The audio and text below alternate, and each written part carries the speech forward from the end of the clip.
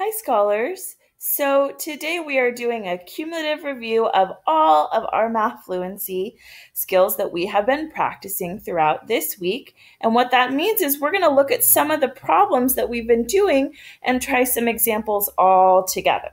So let's look at this first question right here with the big number 12. And my question for you, scholars, is how many tens are in the number 12? And the way that we know that is when we look at this number together, it has one number on the left, one number on the right, and we look at this spot right here where the 1 is. And that's going to tell us how many tens there are in this number. So, since there's a 1 in this spot, we know that there is 1 10. Now, what number is in the ones place in the number 12? 2.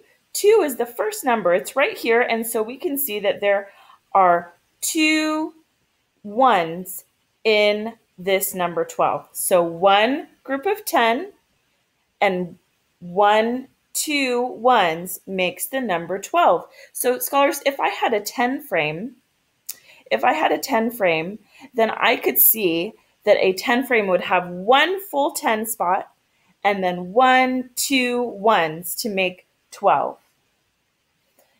Now let's try again with the number 19. How many tens and how many ones? So scholars, what I'd like you to do is pause the video, go ahead and pause, and on your whiteboards, I would like for you to draw your own 10 frames and make the number 19. Pause the video and make 19 on your 10 frame. Okay, so how many tens did you fill up? How many whole 10 frames are full when you made the number 19? 1, right? So that's why this place right here has the number 1. So we know that we have one whole 10 or one 10 frame all full. Now, how many ones did we have? Ones that were extra that did not fill up a whole 10 frame. That's where this number says 9. We know that we have 9 ones. It doesn't quite make another 10, almost, but we still need one more, so it's 9. All right, scholars, we have some subtraction problems that should be so easy for you. You guys are so good at subtraction, so let's look at this first one. We have the number 7, and we're going to take away 1. How many are left? We had 7, we take away 1, and we write the answer on our whiteboards. What do you think, scholars? It's 6. 7 minus 1 is 6. Okay, let's do the second one.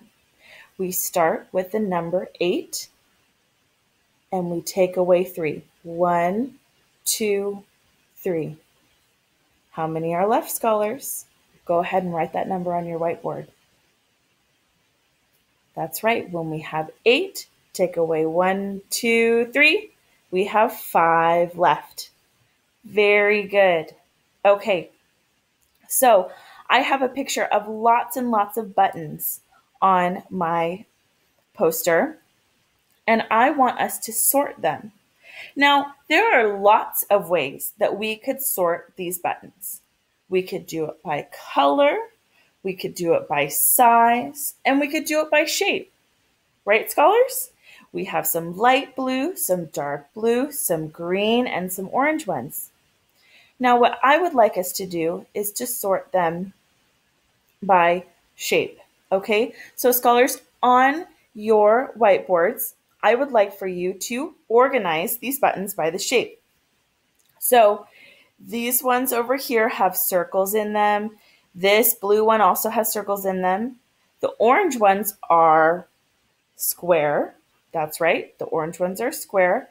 And these dark blue make a triangle. So let's sort our buttons by the shape that they have inside of them, okay?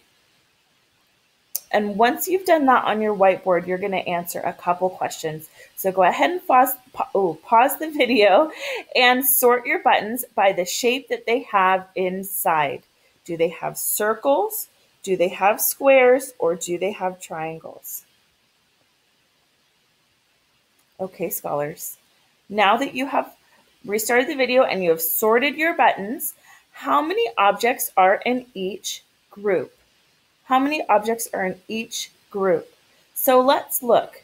Let's count our circle buttons first. The ones that have circles inside them. 1, 2, 3, 4, 5, 6. 6 buttons have circles inside.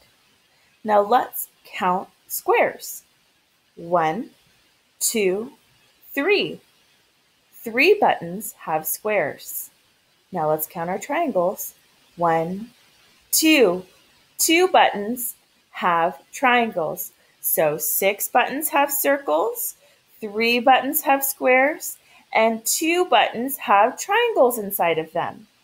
Which group had the most, scholars? Which group had the most buttons? You're right, it's the circles. There were lots of circle buttons that we had in our problem today. Now, like we said, there are other ways to sort these, so you could come up with your own way to sort. But for right now, what I would like for us to talk about is that shape, okay? So that's kind of what we're doing today. Okay, scholars, that is it. It's a quick math video. We just wanted to talk about these different problems that we've been practicing. So go ahead and you can always go back in the video if you want to look at it again, or if you want to practice on your whiteboard or show Mrs. Chin and I a different way to sort our buttons. That would also be great. But go ahead and practice these problems and finish your sort on your whiteboards, okay? We can't wait to see what you've done. And we'll talk to you soon.